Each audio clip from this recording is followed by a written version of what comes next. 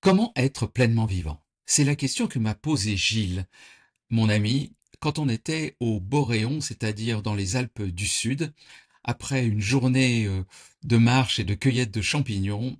Eh bien, on s'est assis et il m'a posé la question: comment se fait-il que je me sente aussi vivant dans cet environnement, à faire du sport, à marcher, à bricoler, beaucoup plus que lorsque j'étais ingénieur?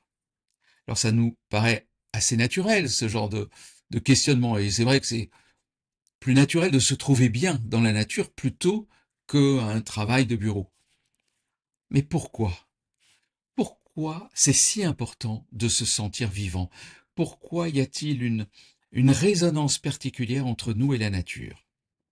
Et c'est à cette question que j'ai commencé à répondre, puis ensuite les questions se sont enchaînées, et voilà cette vidéo qui est peut-être un peu longue, mais elle correspond vraiment à un sujet pour moi essentiel. Je l'ai jamais complètement abordé de manière précédente, le lien entre les neurosciences, la spiritualité, l'importance de ce mode par défaut, ce mode qui se trouve dans notre cerveau, et comment notre relation à la nature est importante aussi pour nous. Tout cela, je ne l'avais pas traité dans des vidéos précédentes, et j'ai voulu la garder, j'ai pas voulu la diviser en petits morceaux, et donc vous aurez l'essentiel de, même l'intégralité de cette vidéo. Et si cette vidéo nourrit vos réflexions, vous apporte des réponses, elle vous pose des questions, vous avez des ressentis par rapport à elle, n'hésitez pas à les exprimer dans les commentaires. Je serai ravi de les lire, de vous répondre et peut-être d'en faire une autre vidéo. Et on se rejoint tout de suite de l'autre côté. Être vivant, c'est être à la fois connecté avec le monde et connecté avec soi. C'est-à-dire dire, ah, je me sens vivant. C'est qu'on sent qu'on bouge, que notre corps vient, qu'on est aligné dans notre être. Il n'y a pas trop de stress, il n'y a pas trop de choses qui nous conviennent pas dans la vie de tous les jours. Et on se dit, je, je me sens bien. Mais je me sens bien, ça veut dire que j'ai déjà un retour sur moi pour dire, je me sens bien. Sinon, je me sens pas. Je veux dire, on n'est pas dans la sensation, on est dans l'action. Et ça peut être très agréable d'être dans l'action. Hein, on peut être même dans une action qui est toujours juste, toujours avec plein d'énergie. Comme on dit, on peut être dans le flow. Hein, et le flow, c'est une manière d'être connecté au monde dans lequel on s'oublie soi-même. Et à ce moment-là, c'est très agréable de s'être oublié, parce qu'on est complètement pris par l'activité. Alors, toi, ce que tu parles, c'était des activités qui avaient un peu de stress. Il fallait prendre des décisions, il y avait des réflexions. Est-ce que ça va fonctionner? Oui, non. Donc, il y a un peu de cortisol. Ouais. Un peu de stress, un peu de cortisol. Le sympathique est là, on se dit, qu'est-ce que je dois faire? Alors que et puis tu agissais pas tant que ça. Enfin, tu agissais, tu prenais des décisions, mais physiquement, ton cortisol n'était pas dépensé dans ton corps. Excuse-moi, est-ce que tu aurais pu préciser un peu qu'est-ce que le cortisol? C'est une hormone qui est déclenchée dès qu'on est dans un état où il y a une vigilance, on n'est pas dans l'état de repos, il y a quelque chose peut-être à faire. Ça met en route tout notre système sympathique qui est tourné vers l'action, la défense, le danger, enfin répondre à un danger potentiel. Alors, normalement, nos ancêtres, c'était fait pour, comme pour les mulots, pour réagir à des actions, à se faire bouffer. Nos ancêtres, c'était peut-être le tigre à dents de sabre, c'était des dangers de tous les moments. Donc, les muscles sont prêts à l'action et, et toute notre énergie est prête à agir. Et si nous agissons derrière, aucun problème, tout est fait pour. Donc, on va dépenser notre cortisol dans l'action. Dans l'action. Et après, on se sent bien, puisque ça a été fait. Ça, c'est notre côté animal. On est fait pour ça. Quand ce cortisol n'est pas libéré par le mouvement, car c'est le mouvement qui le libère, il déclenche, il est prêt à nous mettre en mouvement, mais c'est le mouvement qui le libère.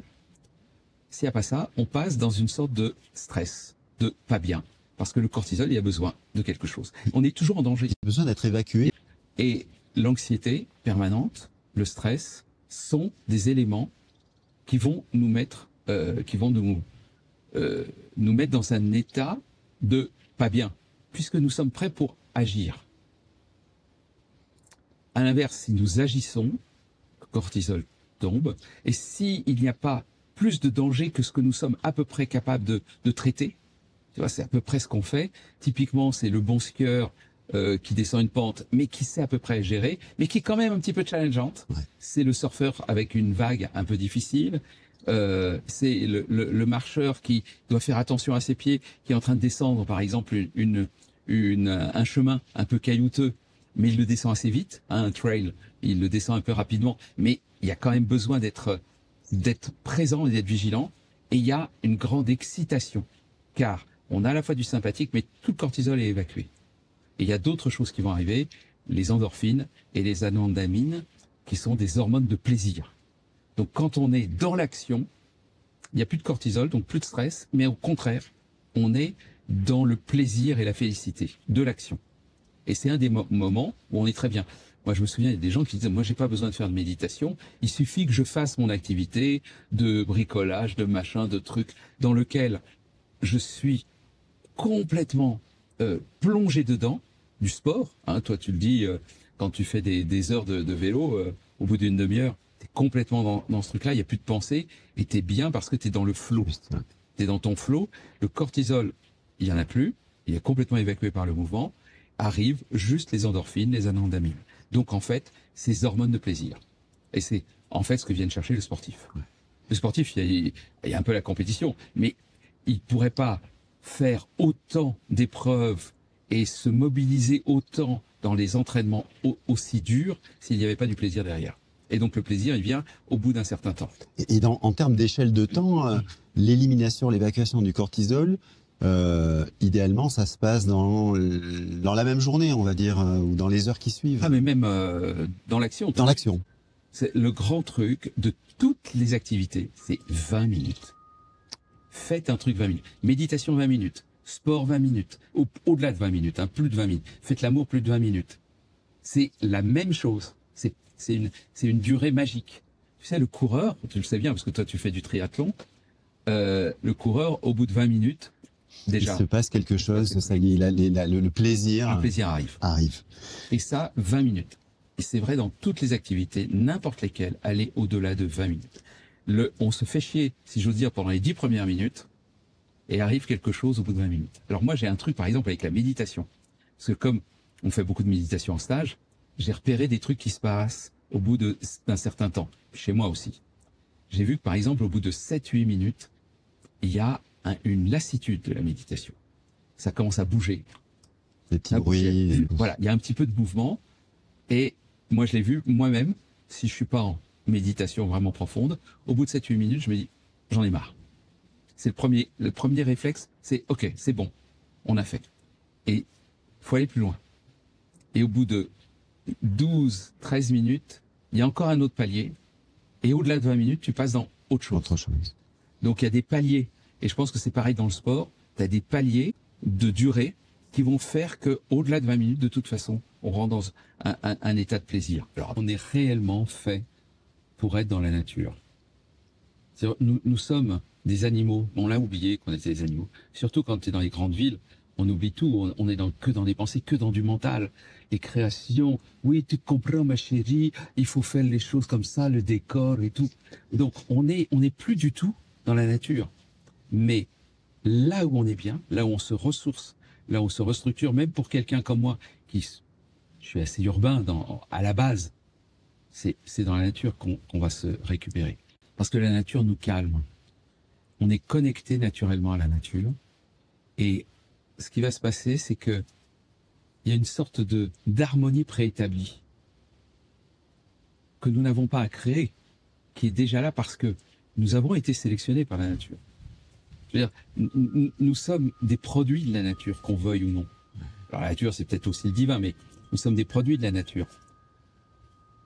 Notre corps, nos molécules ont toutes été sélectionnées par la nature. Nous sommes constitués de molécules qui existent dans la nature. Oui. On peut créer d'autres molécules en laboratoire, en chimie, et celles-là, on a du mal d'ailleurs à les absorber. Tu sais, c'est tout le problème de la cuisine industrielle, c'est qu'il y a plein d'autres molécules que les molécules naturelles, et ces molécules, a priori, pourraient être bonnes pour notre corps. il y a des acides aminés, il y a des tas de choses, il y a des protéines, il y a des trucs. Donc normalement, ça devrait être bon. Mais comme c'est pas celle de la nature, on a plus de mal à les assimiler et ça crée plein de perturbations. Donc c'est pas parce que la nature c'est bon pour nous, mais c'est parce qu'il y a une harmonie préétablie dont on n'y peut rien. On est déjà fait pour ça. C'est pour ça que le bio est meilleur pour nous, pour notre santé, que le pas bio. Tout simplement parce qu'il y a des produits chimiques dans le pas bio et c'est pas le produit chimique en lui-même.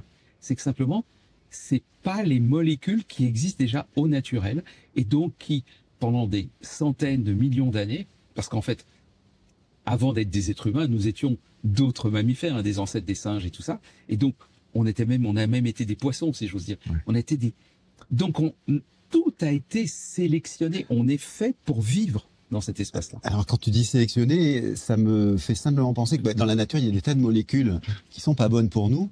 Et il me vient juste l'idée de la cueillette des champignons, où on a eu la chance d'être avec un spécialiste qui nous a un petit peu initié aux bonnes et aux caractéristiques pour essayer de choisir. Et donc, j'ai été étonné, il m'a suggéré de passer la langue sur la bordure du champignon. Et donc, quand ça picote, il y a l'occasion d'avoir là un sentiment qui dise non, ça c'est pas bon, ça c'est bon. Ouais. Et donc, les molécules sont là, mais on a cette capacité assez disponible d'éliminer ce qui est pas bon pour nous. Tout ce qui est mauvaise odeur, tout ce qui est dégueulasse, c'est un indicateur que c'est dangereux pour notre santé. Le dégoût, c'est notre émotion qui nous dit ceci n'est pas bon pour notre santé. Et je sais pas si tu as remarqué, le dégoût, c'est quelque chose qui est très primitif. C'est très difficile d'aller au-delà du dégoût. Il faut se forcer, c'est vraiment difficile. Là, moi, j'ai un compost chez moi, et ce que je constate très souvent, c'est que bon, en plus, avant d'aller au compost, je le mets dans un pré-compost, et puis ça commence déjà la décomposition, et c'est une odeur, mais c'est dégueulasse. Clairement, c'était de la nourriture. Ouais. C'était bon. Puis au bout d'un moment, c'est plus bon. On est décomposé, et l'odeur qui en sort nous dit c'est pas bon.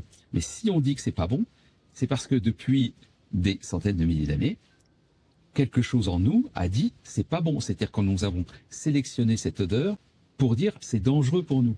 En gros, la nature nous dit c'est dangereux.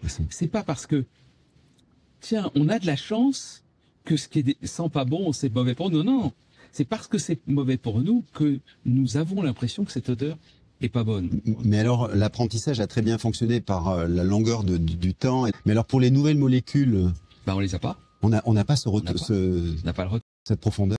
On n'a pas le retour. Nous ne sommes pas câblés pour notre monde moderne. J'ai pas dit qu'il faut revenir au monde ancien. Je dis simplement c'est un fait. On parle de constante de temps. C'est un fait. Nous ne sommes pas faits pour le monde moderne. Par exemple, nous sommes en danger. Nous nous sentons en danger dans un avion. Beaucoup de gens ont la phobie de l'avion. Alors qu'en fait, si on regarde les statistiques, c'est beaucoup moins dangereux que la voiture. Mais dans la voiture, on se croit, mais invulnérable. Si on est par exemple à 130 à l'heure sur l'autoroute, sur une voiture à peu près bien faite, il n'y a pas trop de vibrations, on est en vitesse rectiligne uniforme, il n'y a pas d'accélération, donc pour nous, il n'y a pas de danger. Tant qu'il n'y a pas d'accélération, il n'y a pas de danger. C'est ça que notre corps connaît. Alors que, en fait, si, c'est dangereux. À l'inverse, il y a des tas de choses qui sont pas dangereuses, mais qui nous paraissent dangereuses. Comme par exemple l'avion. L'avion, ça nous paraît dangereux. Quand on commence, par exemple, du ski, moi, je suis un skieur moyen, voilà, on va dire. Et donc, en tant que skieur moyen, j'ai encore, quand c'est trop pentu ou qu'il y a des bosses, la grosse piste noire bien bossée avec un peu de verglas, qu'est-ce que je fais? Ça me paralyse. Et donc, j'utilise mon réflexe ancestral qui est je me raccroche à la montagne. J'ai beau savoir, parce que ça je le sais, c'est juste. Il faut aller dans la pente. Tout mon corps se fait comme ça. Si maintenant je passe à une noire un peu moins pentue, ou en tout cas il n'y a plus autant de bosses, ou bien une rouge, plus de problème. Je glisse, je vais dans la pente, je suis à l'aise, je vais faire voilà, j'ai fait un peu de godille, un peu de trucs, je vais être à l'aise. Dès que j'ai la peur, notre système est fondé sur des peurs ancestrales qui essayent de nous protéger. Il nous protège tu vas vers la pente. Ça marche pas avec le monde moderne.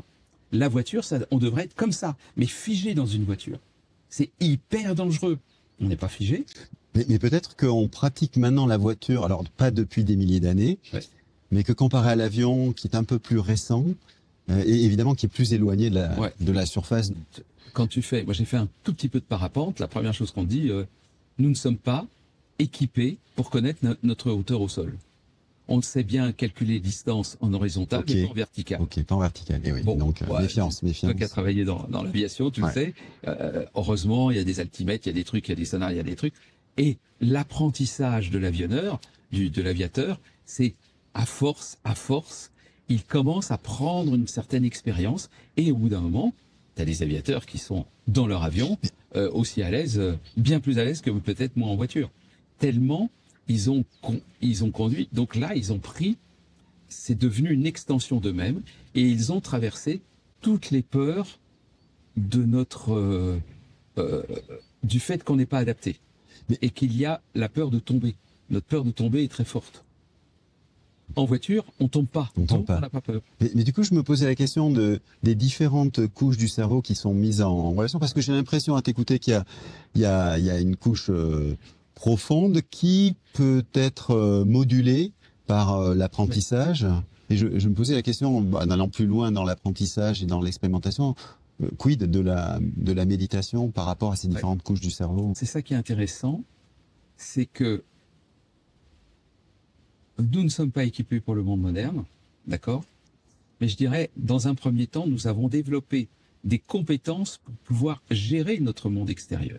Quand je dis dans un premier temps, je parle...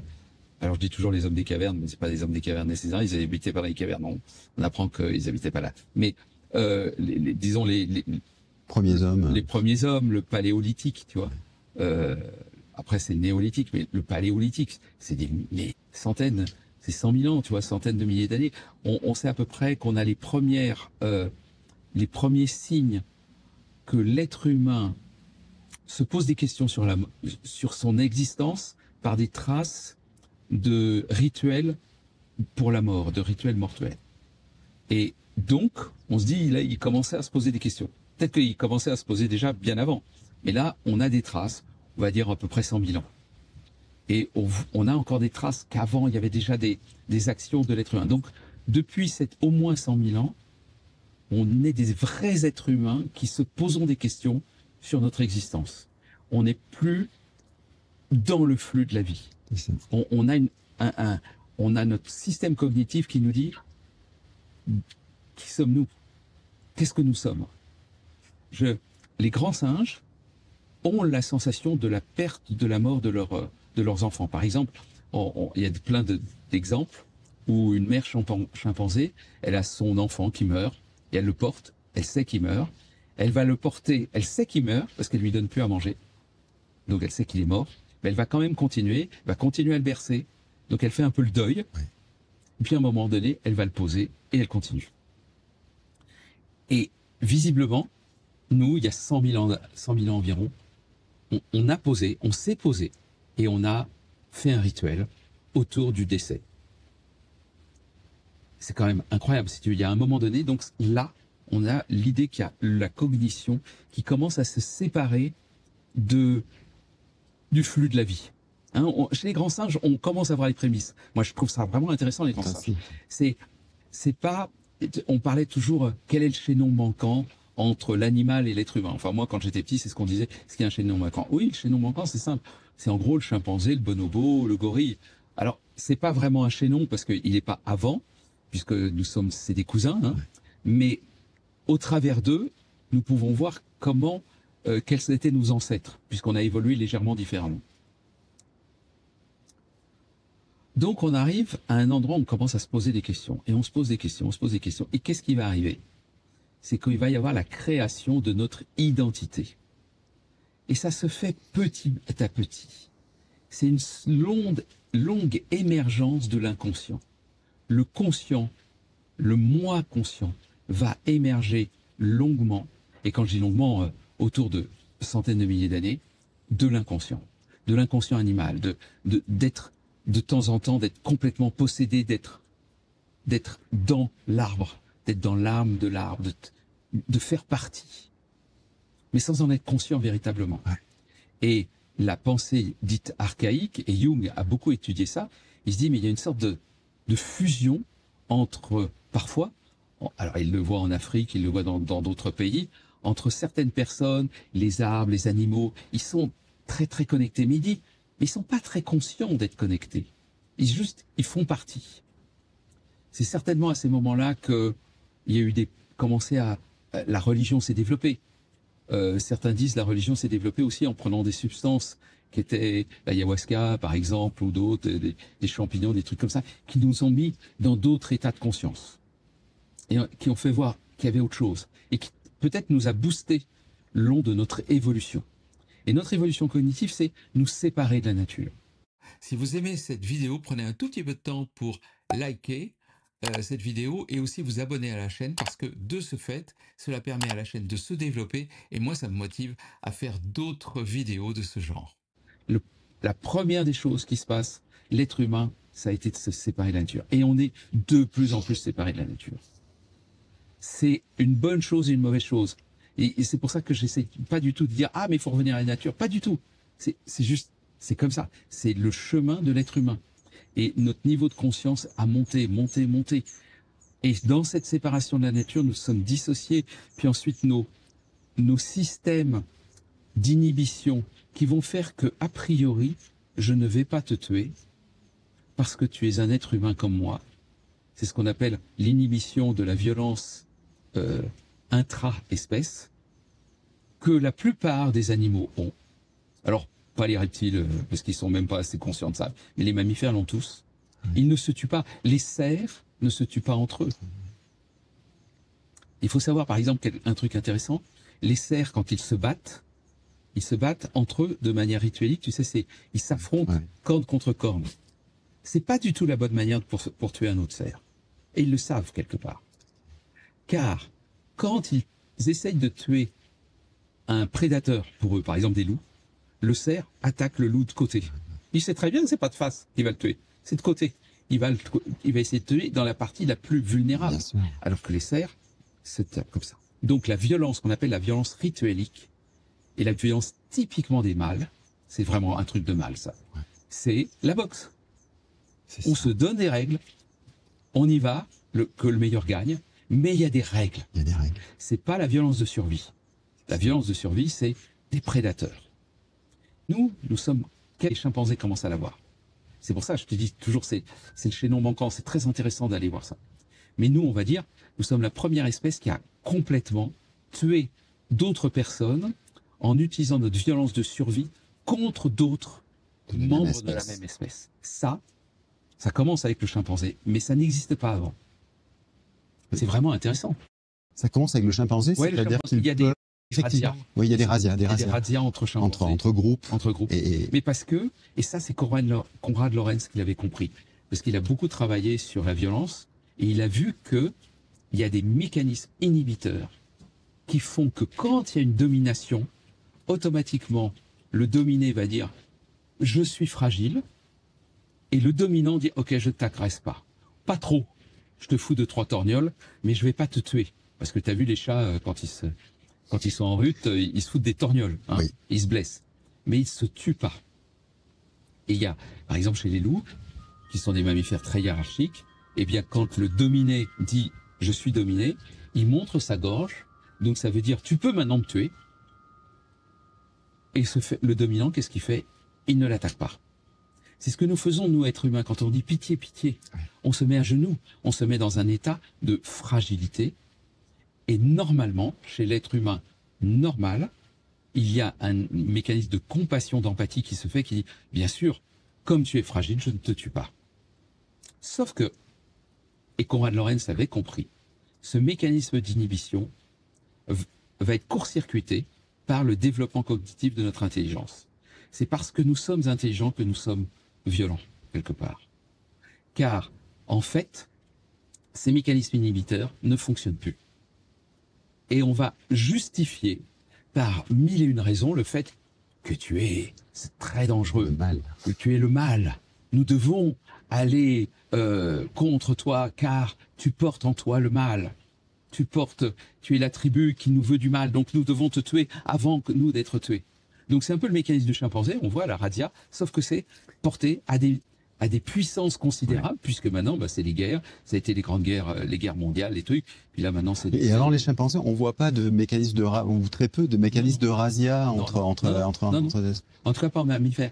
Tu as des trucs primitifs, par exemple du requin et du caïman, des crocodiles et tout ça, qui vont s'entretuer. Mais ils s'entretuent parce qu'ils ne se reconnaissent pas de la même espèce. C'est un autre truc. C'est qu'ils savent pas. Il y a du sang, je bouffe. Donc, un requin qui est blessé va être attaqué par les autres requins. Mais c'est pas parce qu'ils lui en veulent. C'est parce qu'il y a de la violence et il y a à bouffer. Ils se reconnaissent pas en tant que requins. Et pareil chez les crocodiles, ils ne se reconnaissent pas en tant que membres de la même espèce. Alors que c'est pas vrai des mammifères. On se reconnaît comme étant membre de la même espèce ou pas. Et donc, il y a de la violence rituelique, et il n'y a pas de violence de survie. Par contre, chez les prédateurs, oui. Quand on est interespèce, quand on n'est pas dans la même espèce, bien sûr, le lion bouffe la gazelle. Mais il bouffe la gazelle quand il a faim. Tu vois, il y a un mécanisme. Alors que nous, c'est pas parce qu'on a faim de l'autre, hein. C'est pas parce qu'on va le bouffer. C'est parce que on est violent, parce que on pense que, de ce fait, soit on se protège contre l'autre, c'est la paranoïa, j'attaque avant de moi-même d'être attaqué. C'est le grand mécanisme qu'il y a dans toutes les guerres en ce moment, le Moyen-Orient, l'Ukraine, le truc. Et puis il y a un autre qui va venir par la suite, qui est le territoire. Je vais prendre le territoire qui t'appartient. Là, c'est du côté razzia. Je prends, anciennement, les mâles prennent les femelles, on les récupère, quelques mâles deviennent des esclaves, c'est l'esclavagisme, et on continue. Et on étend notre territoire. Et ça, c'est quelque chose qui existe quasiment pas, même dans les razzias de chimpanzés, ils prennent les femelles. Hein. C'est terrible. Hein. Oui, les razzias de chimpanzés, c'est terrible parce qu'ils tuent tous les enfants qui sont allaités par les femelles.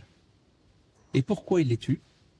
Parce que quand la femelle allaite, elle n'est plus fécondable. Donc, qu'est-ce qu'ils font? Ils enlèvent le bébé, elle redevient fécondable, et ils vont avoir des enfants de leur propre descendance. Ouais. Donc quand on me dit, moi, le patriarcat, il y a déjà du patriarcat chez les chimpanzés. Clairement, on est dans un système dans lequel il y a une dominance hiérarchique de mâles. Beaucoup plus que chez les bonobos. Il n'y a pas de hiérarchie. Donc c'est pour ça qu'on aime bien les bonobos, on n'aime pas trop les chimpanzés, mais il y a quand même d'autres petits problèmes chez eux. Alors je reviens sur la distanciation avec la nature et l'identité, voilà. L'identité, la création. L'identité crée ce qu'on appelle l'ego mental. Et l'ego, c'est un machin qui dépend d'abord de sensation d'être soi-même. L'animal sait qui il est au sens physique du terme.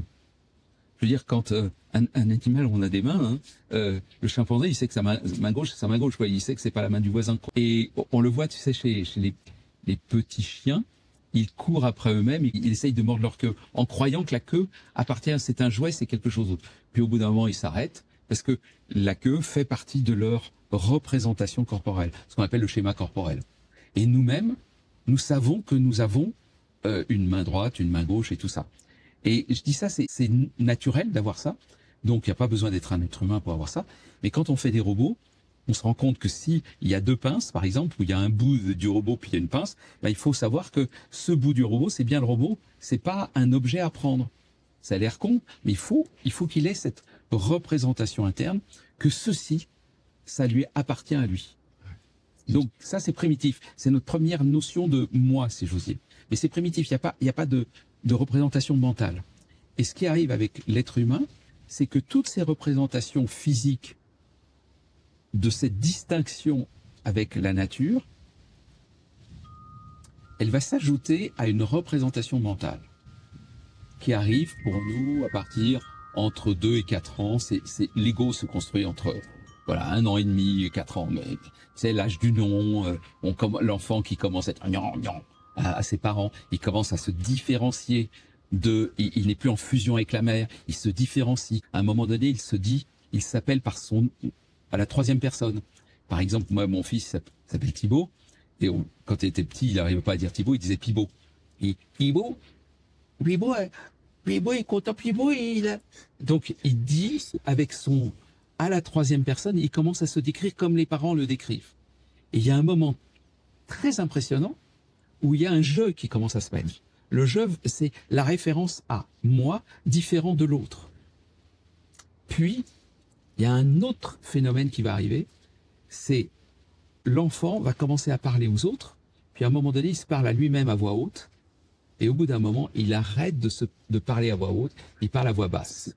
Il intériorise le mental intérieur. Je me parle à moi. Moi, je me souviens quasiment, personnellement, je devais avoir 4-5 ans, et j'ai ce sentiment, je vais en parler avec émotion parce que ça a été énorme pour moi, j'étais très seul, j'avais des grandes sœurs, donc, mais comme elles étaient bien plus grandes que moi, je jouais seul, et il y a eu un moment dans mon truc où j'ai dit, ah, mais j'ai un copain, c'est moi, car je peux me parler à moi-même. Bon, ça fait un intello à la fin, évidemment, puisque je me parle à moi-même, je me rends compte que j'ai un copain, donc le mental devient un élément. Mais même si on n'a pas eu cette sensation du copain intérieur, nous avons un copain intérieur. Et ce copain intérieur, il se met en place tout le temps, tout le temps, tout le temps, dès qu'on n'a pas une activité qui nous prend. Qu'est-ce qui se passe au niveau du cerveau? Et c'est au niveau du cerveau, quand tu n'es plus dans une activité qui te prend complètement, automatiquement, tu vas passer dans ce dialogue intérieur. Ah ouais. Et ce dialogue intérieur, les spécialistes de neurosciences appellent ça le réseau de modes par défaut. C'est un ensemble de zones du cerveau qui vont fonctionner ensemble chaque fois qu'on n'est pas dans une activité qui nous prend. Et on s'est rendu compte que chaque fois que cette activité fonctionne, ça prend entre autres les zones du langage, c'est le moment où on se parle à soi-même et on se raconte notre histoire. Et cette histoire qu'on se raconte, c'est nous-mêmes. Ah, moi je suis ici, oh putain, il y a le truc, et puis il y a mon copain, et puis ma copine, et puis le patron, et puis le truc, et puis on se raconte des histoires à nous-mêmes. Et c'est une sorte de mécanisme totalement inconscient qui à la fois parle en nous, mais il fait un truc. C'est qu'il renforce notre sentiment de moi qui suis une personne avec une certaine personnalité. Je suis quelqu'un qui, tu sais, quand tu poses la question à quelqu'un, et toi, qu'est-ce que tu... Ah ben moi, je suis quelqu'un qui... Ben, je suis quelqu'un qui, ça s'appelle une identité. Oui. Et cette identité, elle est construite. Elle est construite un peu par la société, dans nos interactions sociales, un peu par nos capacités physiques, donc l'interaction avec le monde, mais elle est aussi construite dans notre interaction avec nous-mêmes. Et elle est renforcée, renforcée, renforcée en permanence dès que tu n'es plus en activité, dans une tâche qui demande d'être concentré. Donc dès qu'on n'est plus concentré, dès qu'on pense à nous-mêmes. Mais même en bagnole, par exemple, si tu es en voiture, oui. Ah oui, oui. Tu penses, parce qu'on n'a plus à être concentré sur notre activité de conduite, on a dépassé ça. Donc qu'est-ce qui se passe? C'est qu'on commence à repenser à toutes nos histoires. Tu l'appelles le mode par défaut? C'est le mode par défaut. Le mode par défaut. C'est le système du mode par défaut. Le mode par défaut, c'est le mode de fonctionnement du cerveau quand il n'a rien d'autre à faire. Donc la semaine dernière, du lundi au vendredi, il n'y avait pas beaucoup de place pour le mode par défaut. C'est pas le mode par défaut parce que... Et il arrive le week-end. Et ce mode par défaut est assez désagréable en même temps. Parce que si on a trop de pensées, c'est insupportable. Typiquement, on fait une méditation. Quand tu vas en méditation, qu'est-ce que tu rencontres d'abord? C'est le mode par défaut. Puisque tu fais rien d'autre. On te dit, tu t'assois, tu l'as. Alors, on essaye de te donner quelque chose à faire. Une bougie. Voilà. Donc, une bougie, respiration, concentration, pour essayer d'avoir un poil, diminuer un peu ça. Parce que sinon, quand on est en mode par défaut, on est envahi par nos pensées. Et c'est nos pensées, nos pensées. Et en fait, on se reconstruit en permanence notre malheur. Et on se reconstruit notre identité, mais et aussi notre malheur. Car notre malheur, ça c'est ce que disent toutes les spiritualités profondes, elles viennent tout simplement du fait qu'on se raconte des trucs. Dès qu'on arrête de se raconter des trucs, la vie est belle. Donc c'est ce que, dès qu'on fait suffisamment de méditation, dès qu'on plonge suffisamment de méditation, dès qu'on dépasse ce mode par défaut, dès qu'on n'est plus bouffé par les pensées, la première des choses qu'on se rend compte, c'est qu'il n'y a plus d'ego. il n'y a plus d'identité. Elle disparaît. Alors moi, je le vois de manière informatique. Le mode par défaut, c'est un processeur, le langage, une base de données, les représentations que j'ai de moi-même. Donc je renforce en permanence les représentations que j'ai de moi-même. J'arrête le processeur. Elles sont toujours là quelque part, stockées évidemment dans notre mémoire, mais sur l'instant, je n'ai plus d'ego.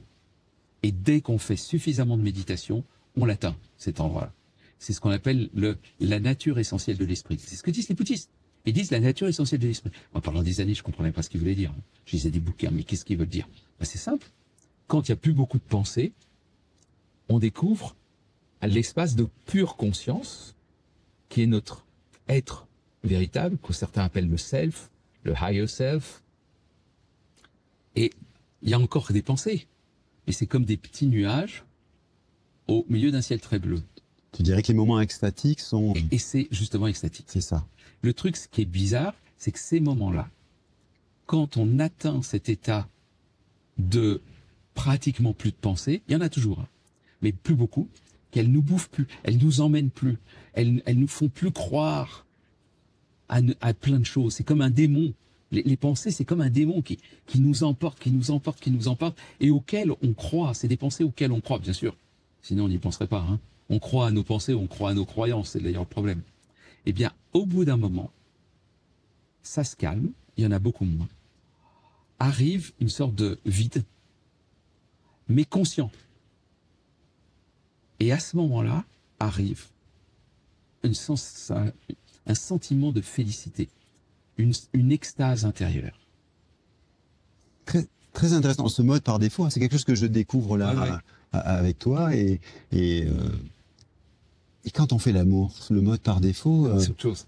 Alors, est-ce qu'il est là? C'est l'inverse. C'est l'inverse. C'est l'inverse. Ah, raconte-nous. Non, c'est au contraire, tu es en activité. Tu es en activité. Sauf quand tu t'emmerdes. Voilà. C'est autre chose. D'accord. Ça peut arriver. Quand on Mais si on ne s'embête pas, le désir va tellement nous envahir qu'il va activer plein de zones de notre cerveau. Et l'orgasme, ça a été étudié. Hein. Des gens ont été dans des systèmes, ils ont eu des scanners du cerveau avec de l'imagerie médicale, etc., en train d'avoir un orgasme. Et ce qu'on s'est rendu compte, en particulier des orgasmes féminins, c'est encore plus manifeste, c'est quand le cerveau, il s'illumine de partout. C'est pas peu d'activité, c'est au contraire une ultra-activité. C'est une transe. C'est une super transe. Tu sais, les gens qui dansent et qui passent en transe, c'est ça, mais multiplié. C'est la fête dans le cerveau. C'est la fête dans le cerveau, c'est le feu d'artifice. Et donc là, on connecte aussi au grand tout. Mais on connecte au grand tout par le sommet, par le pic, par la totalité, alors que la méditation nous connecte au grand tout par le vide, par la vacuité. C'est ça. Ah, oui. Donc les deux sont OK pour nous connecter au divin, mais l'orgasme ne va pas durer longtemps. Surtout chez les hommes, ça dure un peu moins longtemps. Et chez les femmes, un tout petit peu plus. Mais l'orgasme, après, il peut y avoir une plénitude. C'est encore tout un autre phénomène. Mais il peut y avoir une plénitude qui va... Mais l'orgasme lui-même ne dure pas longtemps. Mais pendant le moment où on est en orgasme, nous ne sommes plus capables de quoi que ce soit d'autre. On est complètement bouffé par l'orgasme.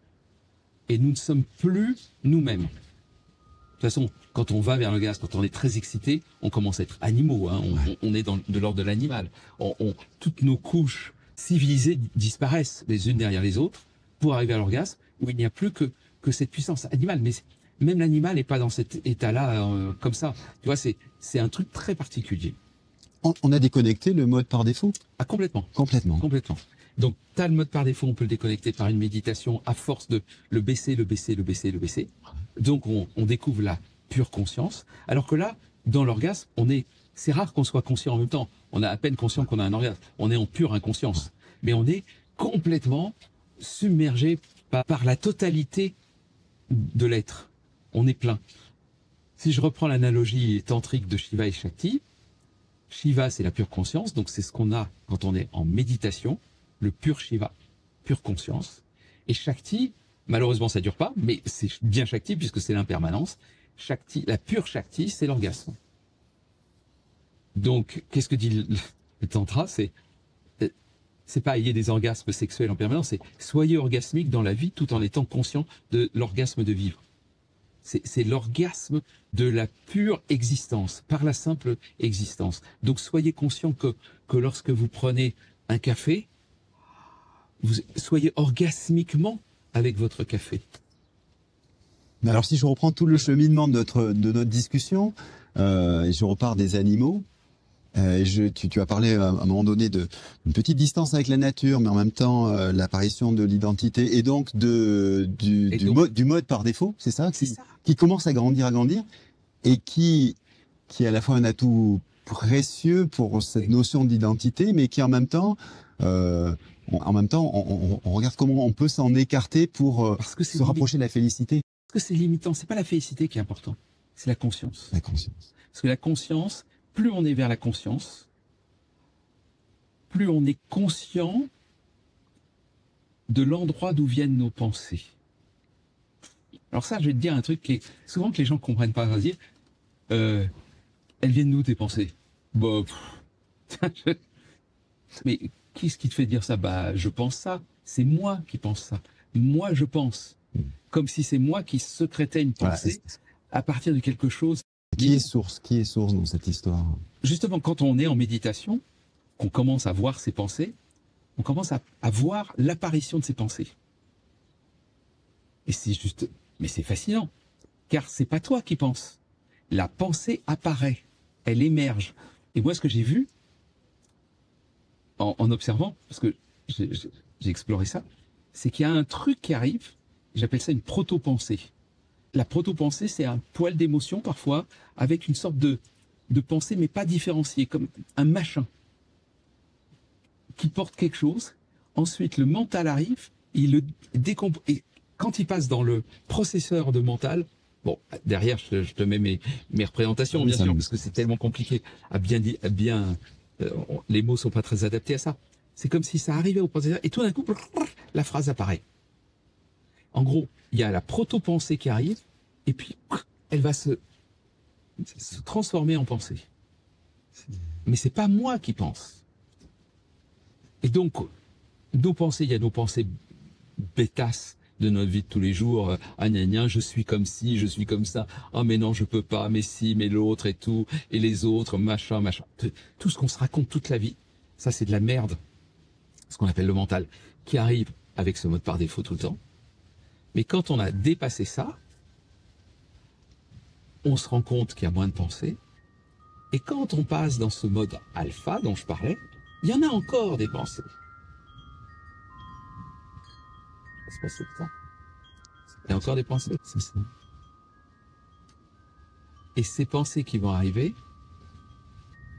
on peut se connecter à notre higher self, à notre sagesse intérieure. Car il y a un maître spirituel en chacun d'entre nous. C'est pas le moi ordinaire, hein, c'est pas l'ego mental. Il y a un moi, et celui-là, il est caché parce que cette voix-là, elle est fine. C'est la voix du divin. Les gens spirituels, les gens religieux disent c'est le divin qui parle en nous. Clairement. C'est quand on dit c'est le higher self, ouais, c'est l'ange Gabriel, c'est certains vont dire c'est les maîtres ascensionnés, c'est le divin. Moi, j'ai eu cette voix qui m'est arrivée à peu près en 2001, dans un trek, un truc un peu spirituel. Je suis parti dans un truc spirituel, et j'ai entendu une grande voix à l'intérieur qui m'a parlé, un peu genre Don Camillo, tu vois, le Dieu qui parle à Don Camillo. Bon, c'est un peu le même genre, c'est viens avec moi. Il m'a dit des choses comme ça. Et c'était une voix énorme. Pourquoi? Parce que j'étais tellement dans mon mental que le divin, pour qu'il parle en nous, pour que cette partie-là, il fallait qu'elle traverse. Il a dû élever la voix. Ouais. Donc souvent, les premières expériences spirituelles sont extrêmement puissantes. Parce que il faut traverser toutes nos couches de protection. Et évidemment, je croyais que j'étais arrivé, que j'étais Moïse. En plus, j'étais en haut du mont Sinaï. J'avais les yeux comme ça. J'ai des photos de moi comme ça. Mais j'étais Charlton Heston dans les 10 commandements de Cécile B. 2000, tu vois. Vraiment. Puis non, ça c'est juste une expérience spirituelle. J'ai connecté quelque chose et après, oui, c'est là. Mais c'est dans le bordel du mental. La forêt du mental. Et Dieu, le divin, cette sagesse profonde qui est notre higher self, eh bien, on l'entend plus facilement s'il n'y a pas le bordel du mode par défaut. C'est simple, en fait. Quand on y regarde bien, c'est simple. Et donc, la proposition, moi, c'est ça qui est intéressant, que je reviens à mode par défaut, c'est que nous étions des animaux, on va dire, mais c'est toujours en nous. Hein. Oui, bien sûr. Attention, nous sommes toujours des animaux, mais le prendre en compte, nous sommes des animaux. Ne refusons pas notre animalité, car elle est là. Si nous la refusons, nous obtenons des maladies. La psychanalyse, quand elle a commencé, elle a vu toutes les répressions que nous nous faisions en nous-mêmes. Tout ce que nous supprimions de nos pulsions, et en particulier nos pulsions sexuelles.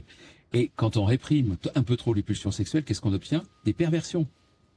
Je veux dire, moi je prends toujours l'exemple de l'Église catholique, qui a des curés, et elle les empêche d'avoir une sexualité ordinaire. Ben, qu'est-ce que t'as? Ben, évidemment, il y a la pédophilie, il y a des trucs, il y a plein de perversions. Il n'y a pas ça chez les protestants, chez les autres, etc.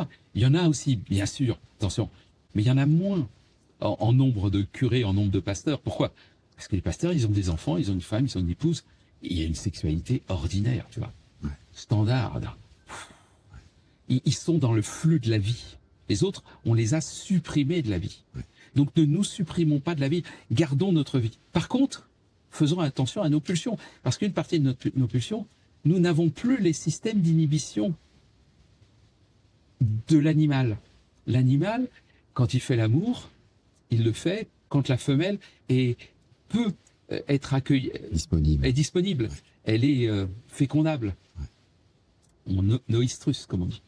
C'est à ce moment-là que le mâle va à la femelle. Nous, on n'a plus ça. La femelle, on ne sait pas trop quand elle est fécondable. Je veux dire, c'est pas facile à savoir si elle est en ovulation ou pas en ovulation. Alors, maintenant, on fait des études, il y a des mini-signes qu'on perçoit certainement inconsciemment, que les femmes ressentent. Elles s'habillent pas de la même manière, elles ont pas tout à fait le même comportement. Très bien, en fonction de leur cycle. Mais c'est pas quand même très, très évident. Hein. C'est pas le cul qui devient rouge, quoi. Tu vois, c'est pas ce truc-là comme chez ma voix. Nous n'avons plus notre système inhibiteur. Nos pulsions sont directes. Ou alors, elles sont réprimées. Donc, le chemin, c'est l'acceptation de nos pulsions, mais dans la transmutation. Il ne s'agit plus de réprimer nos pulsions. Tu vois, les pulsions de violence, ça sert à rien de s'entretuer. Est-ce qu'on a envie de s'entretuer dans le monde actuel? Non. On est 8 milliards. Ça va, quoi. C'est pas en s'entretuant, c'est pas en enlevant 1 ou 2 millions que va y en avoir moins sur Terre. On n'arrête pas de s'entretuer. On n'arrête pas de faire s'entretuer. Parce qu'on croit, parce que justement dans notre système, nous sommes intermédiaires. Nous ne sommes pas encore des sages, nous ne sommes pas des anges, et nous ne sommes plus des animaux. Tu sais, nous sommes entre deux. Et entre deux, c'est ce que la Bible, le système chrétien dit, nous sommes dans l'endroit de la chute, dans le péché. Malheureusement, ça n'a pas été bien compris. Nous sommes sortis du paradis terrestre, nous sommes sortis du jardin d'Éden, nous avons la connaissance du bien et du mal, car nous avons mangé du fruit de la connaissance du bien et du mal. Donc ça veut dire que nous sommes conscients de nos trucs, mais on est encore à un premier niveau. C'est un miracle que nous soyons conscients. Mais nous ne sommes pas encore des êtres spirituels. Au fond, nous-mêmes, oui, car il y a ce higher self, il y a cette étincelle divine qui est en nous et en chacun de nous, mais nous nous sommes séparés de l'animal, nous ne sommes pas encore dans le divin. Et c'est la période cruciale, nous sommes dans une période cruciale. Parce qu'il y a l'intelligence artificielle qui débarque, il y a les robots, il y a les trucs, il y a le transhumanisme, il y a tout ça qui est en train d'arriver. Nous avons déjà commencé à perturber notre nature animale. Depuis les années 50-60, nous mangeons de la nourriture de plus en plus industrielle. Nous sommes de plus en plus parqués dans des appartements. Donc nous vivons dans une vie qui n'est plus naturelle.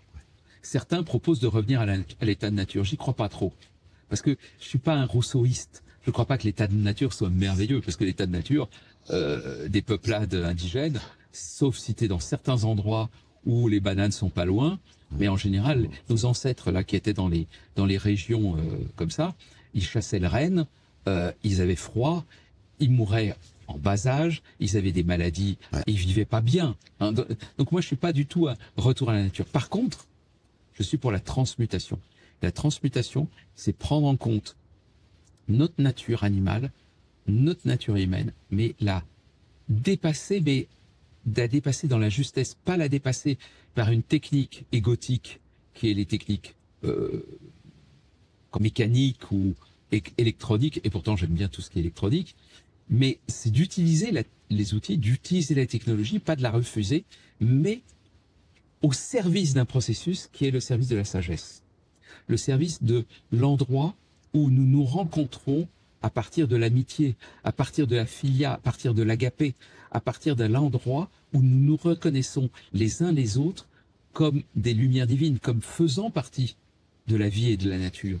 Donc conservant la nature au mieux que nous pouvons, ne refusons pas notre technologie parce que sinon l'état de nature revenir, moi j'y crois pas, je crois pas qu'on soit là, mais par contre accompagnons cette évolution en ouvrant notre sagesse intérieure. Et s'ouvrant cette sagesse intérieure, eh bien, pour moi c'est la voie du tantra. C'est pour ça que j'aime le tantra, c'est parce qu'elle intègre le fait de reconnaître totalement notre animalité shaktienne, notre shakti en nous, notre pulsion et en particulier la pulsion sexuelle, et en même temps d'être totalement conscient d'être et conscient que l'autre est aussi une lumière divine. Pour moi, c'est l'intégration de la jouissance de la vie avec Bouddha. Et Osho, il parlait de Zorba le Bouddha. C'était un peu ça, parce qu'il y avait Zorba le grec et Zorba le Bouddha. C'est donc l'alliance de l'incarnation totale. Ouais. Je reconnais que je suis un animal, que j'ai des besoins physiologiques, machin, que j'ai besoin d'un certain nombre d'apports protéiques, que mes muscles ils fonctionnent comme ça, que j'ai ce truc-là, qu'il y a le cortisol, qu'il y a les anandamines, il y a tout ça dans mon bordel de tête. Mais aussi à l'intérieur de ça, je fais partie de la nature, car je ne suis pas distingué, et en même temps, je peux m'ouvrir à quelque chose de plus grand que moi en dépassant mon ego mental. On peut y aller par la sexualité, on peut y aller par la méditation, et tant qu'à faire, autant relier les deux. Ça s'appelle la sexualité consciente, ça s'appelle la sexualité sacrée, ça s'appelle le tantra. Tu vois, l'orgasme d'un côté, la pure conscience de l'autre, et à cet endroit-là, nous transformons notre système neuronal pour diminuer notre mode par défaut. Oui, j'allais y revenir, voilà, le mode par défaut. Ouais. Diminuer le mode par défaut en l'accueillant. Ouais, attention, c'est ça. Parce qu'il ne s'agit pas non plus de faire ce que nous faisons, qui est d'éviter le mode par défaut en essayant de faire autre chose. Beaucoup d'activités, suractivités. Ou de prendre des drogues. Typiquement, l'alcool, c'est un moyen de diminuer le mode par défaut. Ouais. Sauf que il n'y a plus de mode par défaut. Bah ouais, c'est peut-être pas la sagesse. C'est ça. Et la proposition, c'est pas de sortir du mode par défaut en se divertissant. Se divertir, c'est, quand j'étais jeune, c'était regarder la télé, c'est faire des jeux vidéo, c'est faire de la sexualité non consciente, ouais. C'est boire, c'est les drogues, maintenant c'est les réseaux sociaux, on se divertit, on sort de soi, on essaie de ne plus être avec soi-même, parce que être avec soi-même, c'est le mode par défaut. Et le mode par défaut, c'est vachement dur à vivre. Ouais. Et les gens qui commencent des retraites de méditation, c'est vachement dur.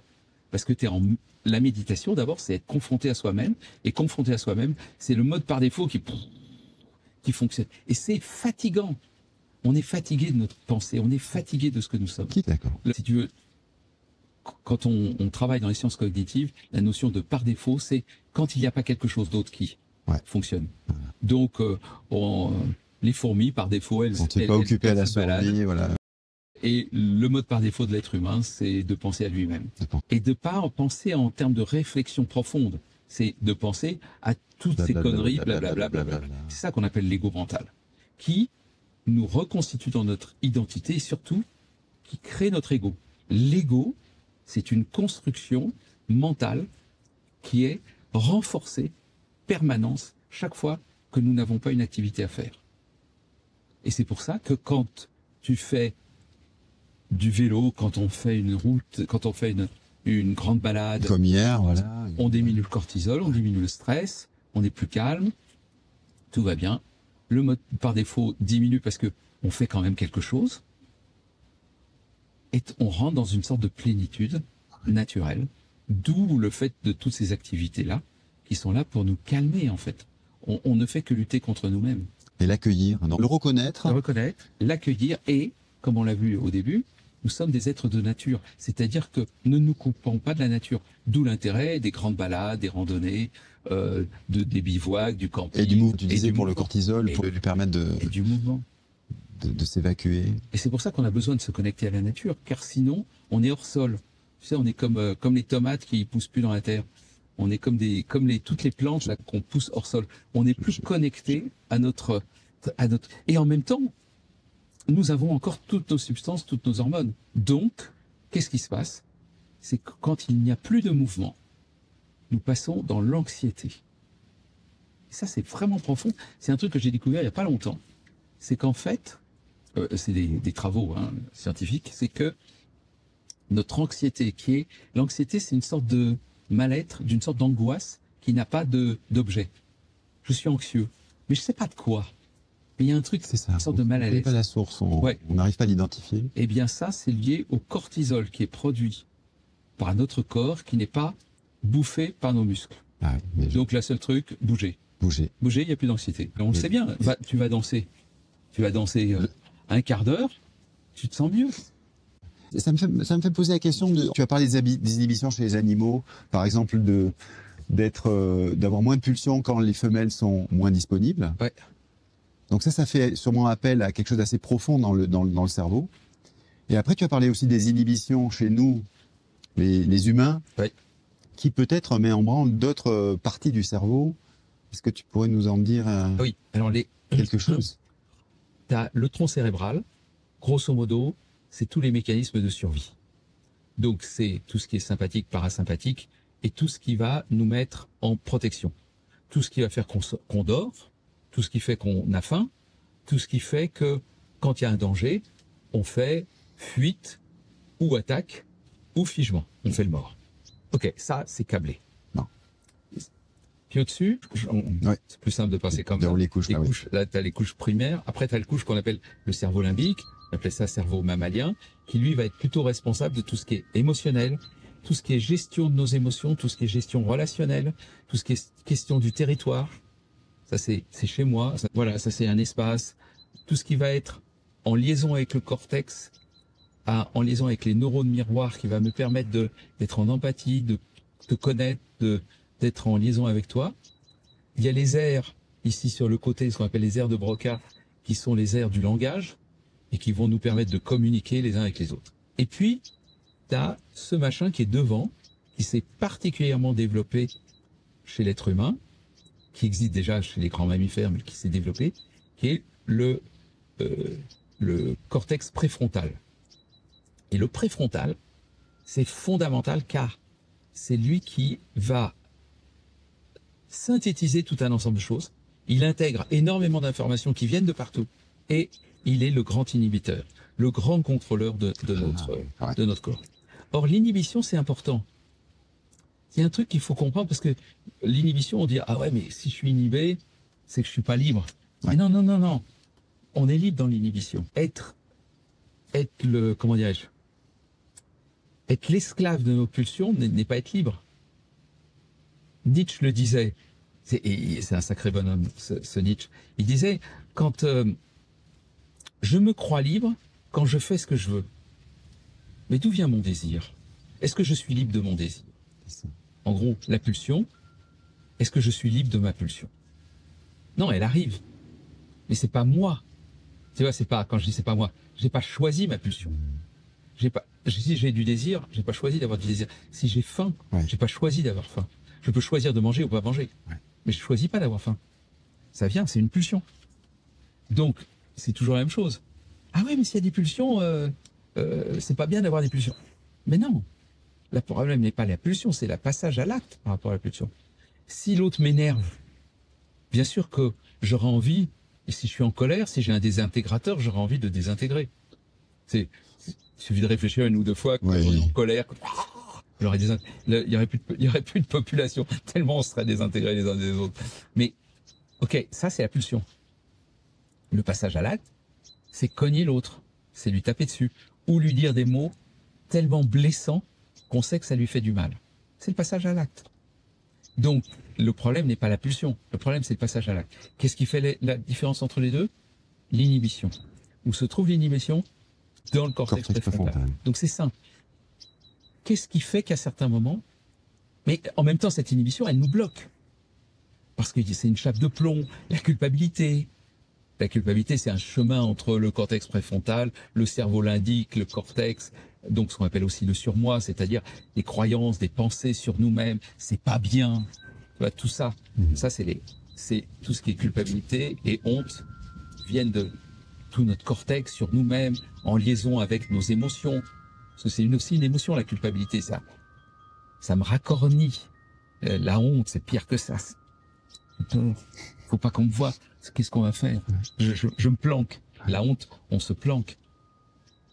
Donc tout ça, c'est tout notre système. Et le système inhibiteur, notre préfrontal, il agit là-dedans. Hein. Il est aussi responsable de toute cette inhibition.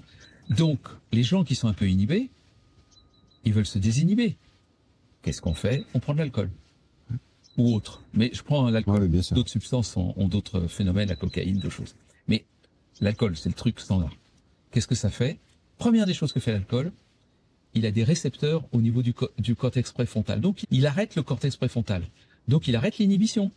Donc, dans un premier temps, t'as pris un petit verre, ah, on se sent mieux, on ose parler. Le mec de base, il ose aborder la fille. Voilà. Alors que sinon, il ose pas. Il est inhibé. Parce qu'il a plein de peur, etc., etc. Donc, cortex préfrontal. Donc, premier temps. Sauf que quand tu désinhibes tout. Qu'est-ce qui se passe? La moindre pulsion qui arrive, donc pulsion sexuelle, donc le viol ou des abus sexuels, parce que l'autre devient, on s'en fout de l'autre. La pulsion, elle s'en fout de l'autre. L'autre est un objet dans la pulsion. C'est ça. La pulsion, si on tue quelqu'un, c'est que l'autre n'est plus un être humain. Sinon, si c'est un être humain, mes neurones miroirs vont fonctionner, je vais être en compassion, en empathie. C'est donc le cerveau à un moment donné qui dit, mais l'autre, c'est plus un être humain. C'est rien. C'est un objet. C'est un objet sexuel, c'est un objet de violence.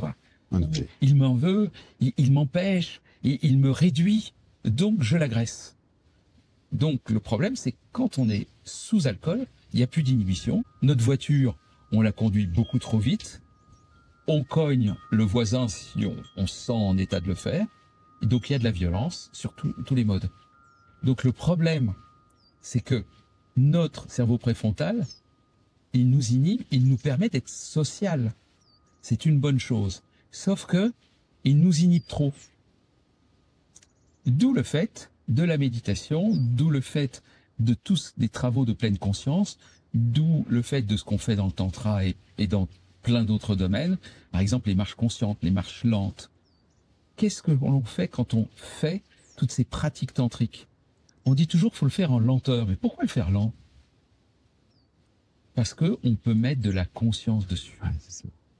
Et la conscience, semble-t-il, c'est une alliance entre certaines zones du cortex et le cortex préfrontal qui va être communiquée avec chaque chose.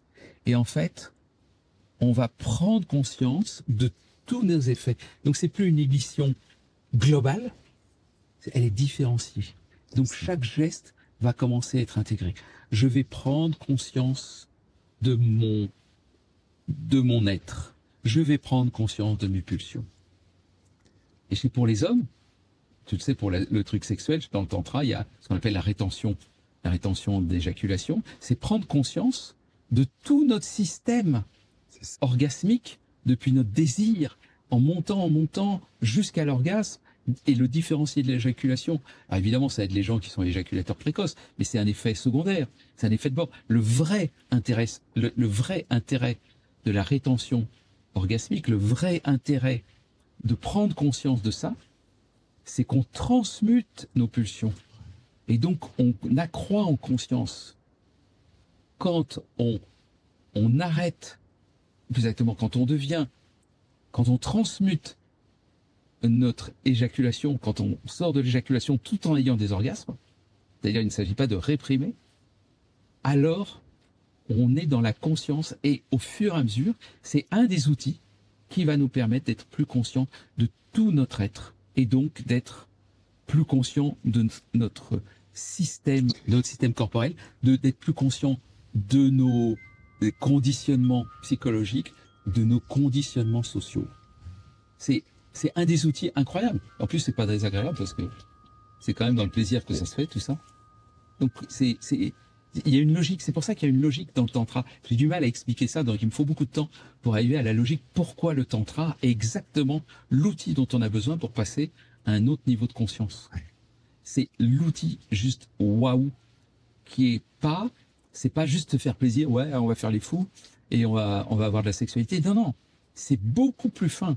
C'est la capacité de transmuter notre propre animalité, de traverser notre ego mental pour passer à un niveau de conscience, de sagesse, tout en étant dans le monde et dans l'action. Pas différencier. C'est pas être le sage sur sa montagne. C'est pas ça. C'est être dans le monde et dans le monde plein, complètement avec l'autre et en particulier dans toute cette énergie de vie, l'énergie de la vitalité, l'énergie sexuelle. Et de se rendre compte de tout ce qui se met en jeu dans la relation à l'autre. Donc c'est pour ça que moi c'est pour ça que je suis resté là-dedans. C'est pas juste parce que c'était joli et qu'il y avait de la lumière. C'est parce que c'est un outil juste incroyable de développement de conscience. J'entends le mot outil, j'entends le mot système, j'entends toutes ces couches du cerveau, et en même temps avec le cortex préfrontal qui les fait tous danser en même temps. Et je sais que tu as écrit ce livre sur la spirale dynamique, et ça me fait penser qu'il y a une sacrée analogie entre ces deux choses. C'est pour ça. La spirale dynamique, c'est la compréhension que nous passons en tant qu'être humain de manière collectivement et de manière individuelle par des stades de développement de conscience. Aussi bien l'enfant, c'est les stades de développement de Piaget, par exemple, c'est aussi bien par des stades cognitifs que des développements de façon de penser, de façon de voir le monde. Et on passe par différents stades. Et justement, l'enjeu actuel, c'est la grande transformation, c'est sortir de toute une série de stades dits de survie, des stades binaires, des stades de bien et de mal. Toujours l'histoire du bien et du mal qui est binaire, qui est ce fruit de la connaissance du bien et du mal, ce que disait la Bible, pour passer dans le salut, et le salut qui est l'ouverture à une conscience ici et maintenant, incarnée dans la vie de tous les jours, dans la relation à l'autre, dans un mode de vie qui intègre les pulsions, le divin, c'est-à-dire ce moi intérieur, ce higher self, cette sagesse intérieure qui est à l'intérieur de nous, dans un alignement complet depuis nos cellules jusqu'à la transcendance de l'au-delà de nous-mêmes. Et ça, c'est la théorie intégrale, l'approche intégrale, c'est la spirale dynamique, et l'outil d'incarnation que j'ai trouvé. J'ai pas dit que c'est le seul, hein, attention, il y en a plein d'autres. Hein. Et pour moi, le tantra a été l'outil qui était d'une grande évidence parce que on touche à l'énergie sexuelle sans aller dans les sexualités, mais on touche à l'énergie sexuelle et visiblement ça me convenait bien. C'est la voie de l'avant, comme je dis. C'est pas la voie du guerrier, c'est la voie de l'avant. J'ai fait des arts martiaux, ok, c'était bien, je suis toujours un peu intéressé par ça, mais ça m'a pas rempli mon être. Pour d'autres, oui. Et je suis tout à fait d'accord. Il y en a d'autres, c'est la voie de l'aventurier, aller découvrir, aller explorer, etc. On a des voies différentes. Moi, c'est cette voie-là qui m'a touché. Et cette voie-là, en plus, elle a l'avantage de combiner tout ce que je viens de te raconter, c'est-à-dire de pouvoir combiner la spirale dynamique, notre évolution de conscience, les sciences cognitives, et tout ça dans un truc qui en plus est agréable. C'est agréable. Et pour une nouvelle humanité. Je suis en train de me poser la question de la spirale dynamique d'un côté et du mode par défaut. Ouais. J'étais comme ça en train de gamberger et de me dire, mais finalement dans les premiers stades qui étaient au départ, il y avait beaucoup de survie, donc il devait y avoir assez peu d'espace pour le mode par défaut. Mais quand on grandit un petit peu dans la spirale dynamique, les dernières couleurs, le vert, est-ce que c'est pas quelque chose qui est extrêmement propice au mode par défaut avec les avantages et ses inconvénients? Et c'est pour ça qu'on est dans la période la plus narcissique, je pense, de toute l'histoire. Ouais. Parce que le mode par défaut est un mode de fonctionnement narcissique. C'est le mode, quand t'es avec des potes, tu vois, on se prend un bon petit truc, un petit verre, un machin, on est dans la joie de la relation, dans la joie de l'amitié. Il y a moins de C'est pas le mode par défaut. Voilà. Il y a de l'amour. c'est de la filia, hein. Ouais. Il y a de l'amour. Quand on est en mode par défaut, on est juste avec nous-mêmes. Et notre mode de vie occidental nous pousse à ça. Ouais. Et c'est pas une bonne chose. Genre, moi, je suis quelqu'un d'assez qui aime bien la solitude, qui adore la pensée, qui adore tout ça. Donc je vois bien en quoi je suis un produit de notre occidentalisation et qu'en même temps, ça arrive à un endroit où nous devenons, mais hors sol, désincarnés. Nous ne sommes plus dans notre corps. Enfin, l'intello de base n'est plus dans son corps, mais pareil pour je sais pas quoi. Dans les grandes villes, les gens sont de moins en moins dans leur corps. Alors ils vont dans les salles de culture physique pour essayer de retrouver le corre. Mais avec un risque de solitude. Oui, et encore dans la solitude, puis encore dans la performance. Alors que c'est pas de ça qu'il s'agit. Il s'agit juste d'être avec. Ici, on n'a pas besoin de performance. Tu montes 300 mètres en montagne et c'est merveilleux, mais t'es pas dans la performance, t'es dans la beauté. Ouais. T'es dans la contemplation. Quand on monte, c'est pas pour je vais monter plus vite que l'autre. On pourrait, mais c'est pas ça. On monte et puis on trouve des champignons. Et la question qu'on se pose, est-ce qu'ils sont comestibles ceux-là? Est-ce qu'ils piquent la langue Est-ce qu'il a des petits points au-dessus? Est-ce qu'il a une vole? Une vole et une bague. Alors, donc on a pris des choses géniales. Et plus on apprend, plus on est en même temps, on utilise donc ce système cognitif. Parce que la différenciation, c'est notre système cognitif. Mais pas dans un mode par défaut à la con, pas pour se raconter des trucs. Dans une réunification à la nature. Dans une connexion à la nature. Parce que j'ai l'impression d'être plus connecté aux champignons maintenant qu'il y a 2-3 jours. J'ai découvert les russules et le russule charbonnière. Merci Christian, notre initiateur. Exactement. Un mec merveilleux de 84 ans qui nous fait découvrir le bonheur de la cueillette des champignons. Qui m'a permis de recontacter quelque chose de l'enfance. Oui. En fait, j'ai perdu toutes mes pensées. J'étais juste dans l'action d'essayer de voir un champignon. Et ce que l'on voit, c'est qu'à cet endroit-là, il y a la relation au monde, la cognition dans la relation au monde, il y a la relation aux autres, le transmission d'un savoir par celui qui sait, en même temps dans un groupe de filia, dans un groupe de gens qui s'aiment. Ouais. Relation au monde, relation aux autres. Disparition du temps. Disparition du temps. Et derrière, on bouffe le champignon. Enfin, les bons. On le goûte. Et il y a le plaisir. Et donc, on est dans un plaisir, un premier plaisir de les trouver, un deuxième plaisir qui est le plaisir du partage, et le plaisir du partage de la nourriture, qui est un des plaisirs, certainement le plaisir le plus ancestral. Tu as le plaisir sexuel et le plaisir de partage de la nourriture. C'est les deux plaisirs les plus importants que nous ayons en tant qu'être humain. Ouais. Tu vois. Après, il y a le bonheur d'être connecté au monde. Ouais.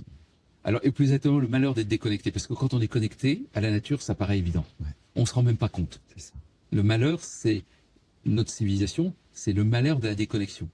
Et donc, il ne s'agit pas de revenir à l'état de nature, mais de continuer en réintégrant l'état de nature et l'état, la technologie et tout ça, mais pour réintégrer la nature à un autre niveau, à un niveau conscient.